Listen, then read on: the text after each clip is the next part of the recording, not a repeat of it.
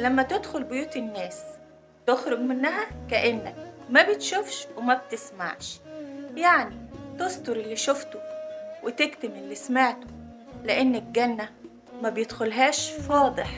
الجنة ما بيدخلهاش فاضح. سلام.